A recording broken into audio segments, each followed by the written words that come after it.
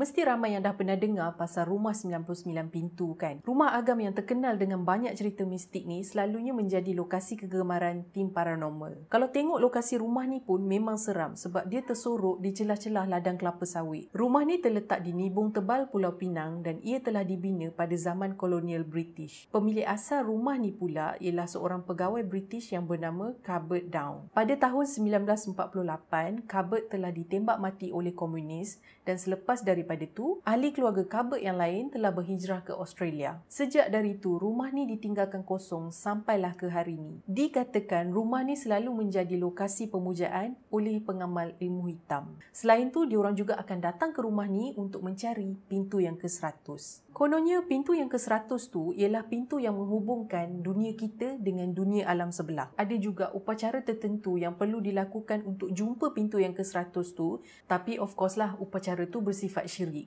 Pada tahun 2015, ada seorang wartawan dari berita harian ni, dia pergi ke rumah 99 pintu tu. Dia cakap masa tu dia cuba untuk kira semua pintu yang ada dekat rumah tu. Dia cuba kira sampai 3 kali, tapi ketiga-tiga kali ni dia dapat jumlah pintu yang berbeza. Lepas tu, dia pun dah tak nak kira lagi dah. Pada bulan Julai tahun 2020 hari tu, rumah 99 pintu ni telah terbakar secara tiba-tiba. Tapi punca kebakaran tu tak diketahui sampai sekarang. Malangnya, kebakaran tu telah menyebabkan kerosakan pada struktur bangunan tu sampai 70%.